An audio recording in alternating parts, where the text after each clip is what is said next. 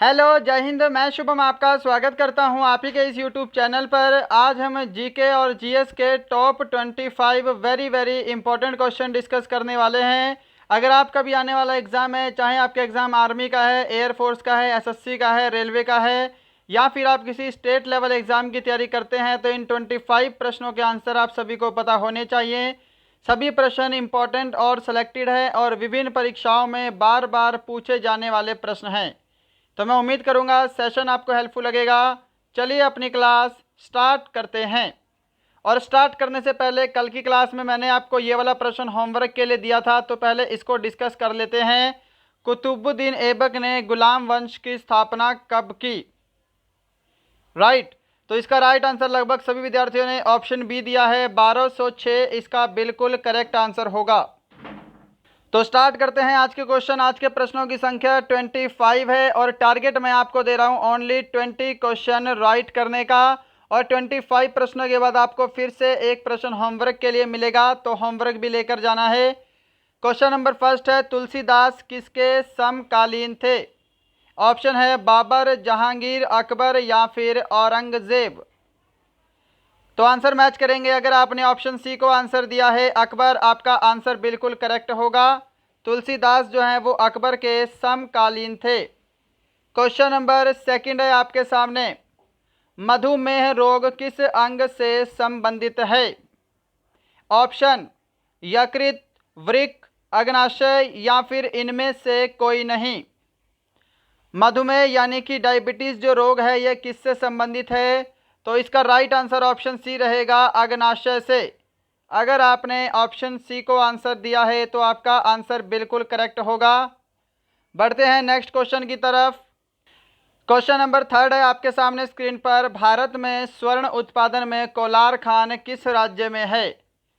कोलार खान किस राज्य में है आपको बताना है।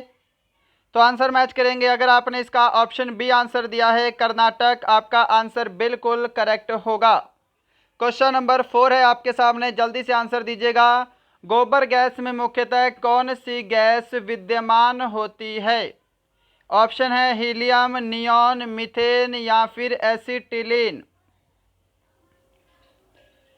तो राइट आंसर अगर आपने यहाँ पे ऑप्शन सी को दिया है मीथेन, आपका आंसर बिल्कुल करेक्ट होगा।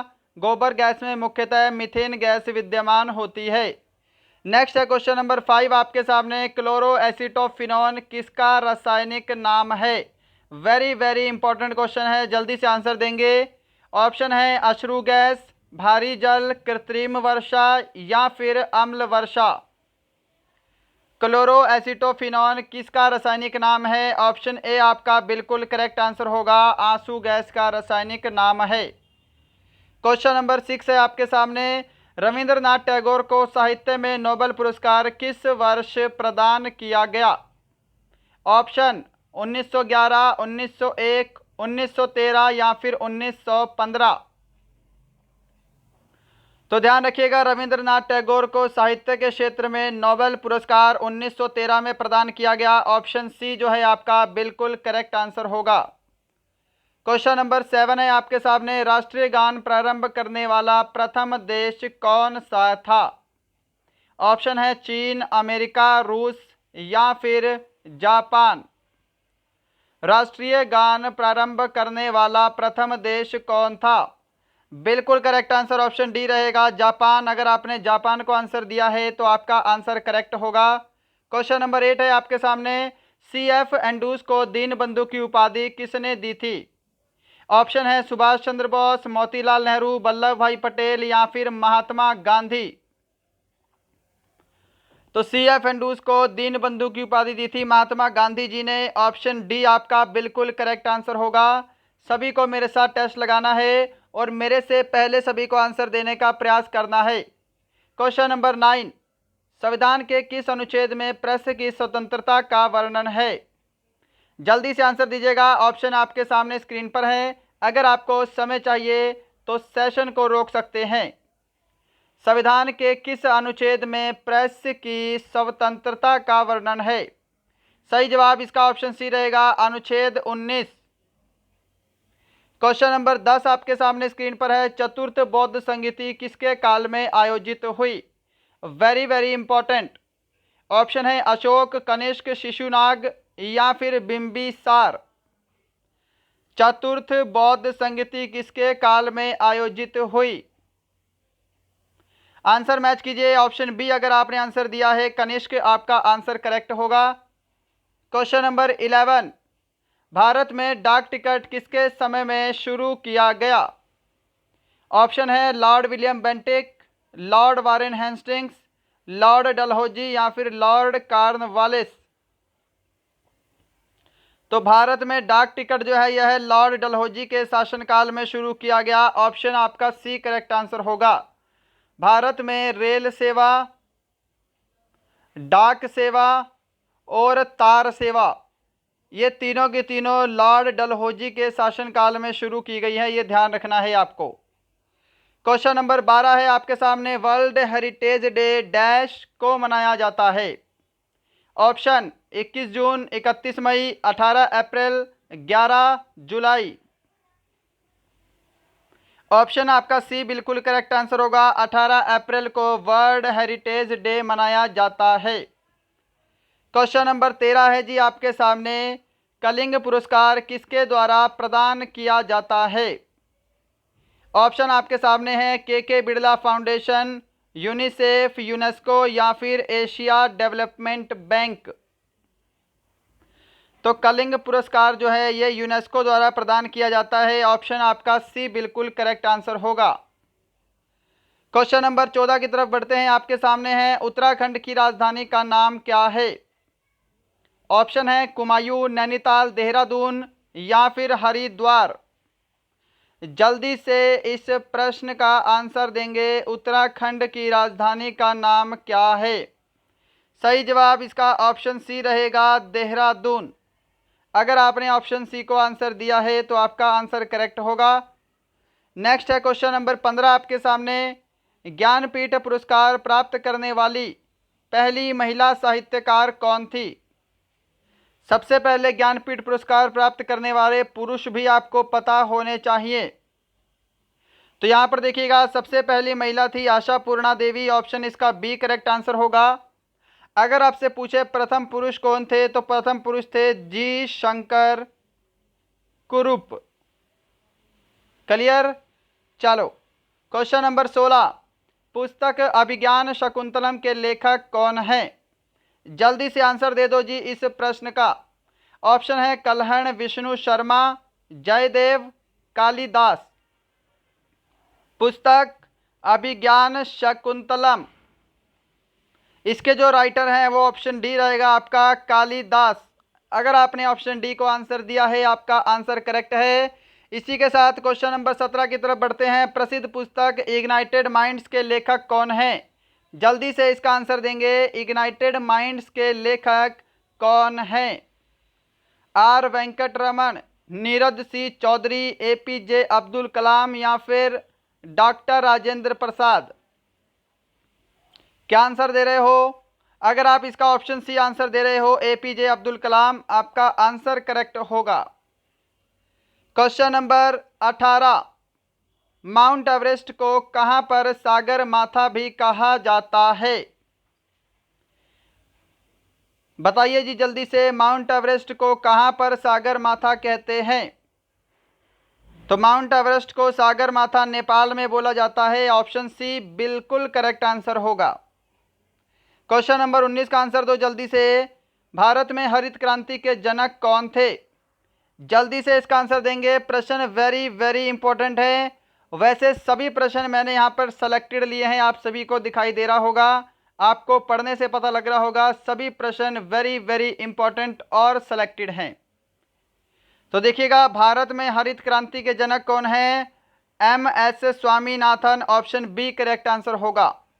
अगर आपको बोले पूरे विश्व में हरित क्रांति के जनक, तो विश्व में हरित क्रांति के जनक हैं नॉर्मन बोरलॉन्ग।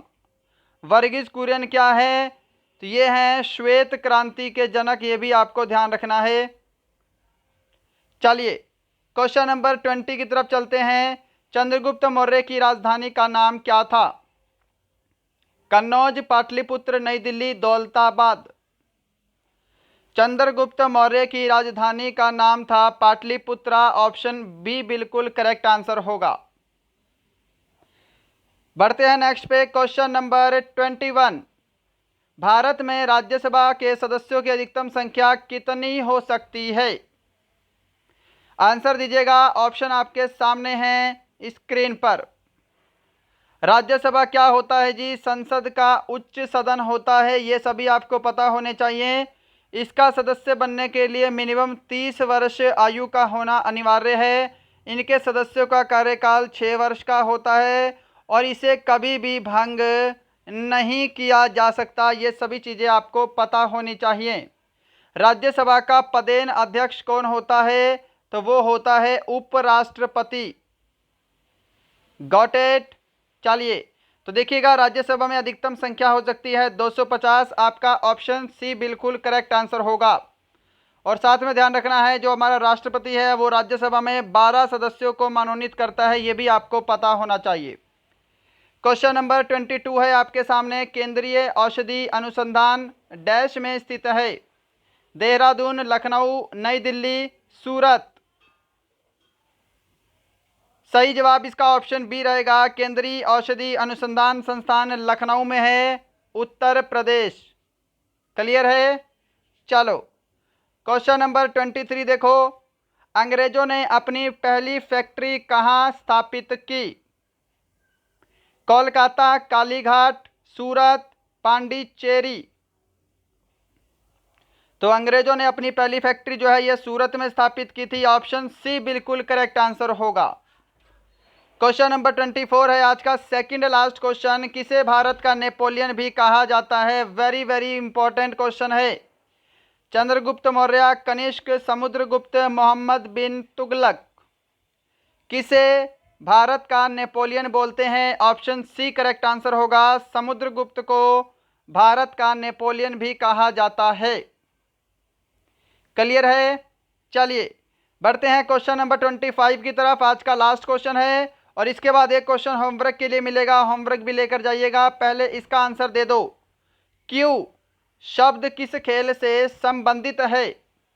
ऑप्शन बोलता हूं, टेबल टेनिस, बैडमिंटन, बिलियर्ड्स या फिर शतरंज। शब्द आपको दे रखा है क्यू, तो क्यू शब्द किससे संबंधित है? तो राइट आंसर ऑप्शन सी रहेगा। क्यू शब्द बिलियर्ड्स खेल से संबंधित है। अगर आपने ऑप्शन सी को आंसर दिया है तो आपका आंसर बिल्कुल करेक्ट होगा। तो दोस्तों ये थे आज के आपके टॉप 25 जीके एंड जीएस के वेरी वेरी मोस्ट इंपॉर्टेंट और सिलेक्टेड क्वेश्चन। बताइएगा इन 25 क्वेश्चंस में आपका स्कोर आज का कितना है? सभी को ईमानदारी से स्कोर कमेंट करना है। ये वाला प्रश्न होमवर्क का है, इसको हम कल की क्लास में डिस्कस करेंगे। सभी को इसका आंसर कमेंट बॉक्स में देना है। किस अनुच्छेद के अंतर्गत उपाधियों के अंत की घोषणा की गई है? अनुच्छेद 17, अनुच्छेद 21, अनुच्छेद 28, अनुच्छेद 18। आंसर कमेंट बॉक्स में देंगे। तो ये था आज का सेशन। मैं उम्मीद करूंगा सेशन हेल्पफुल लगा होगा। अगर आपने अभी तक चैनल को लाइक नहीं किया है, वीडियो को लाइक नहीं किया है, तो वीडियो को लाइक ज़रूर करेंगे। अगर आपने चैनल को शेयर और सब्सक्राइब नहीं किया है तो ज़रूर करेंगे। मिलते हैं कल शाम को 7 बजे किसी और अच्छे क्वेश्चंस के साथ। तब तक के लिए जय हिंद, जय भारत।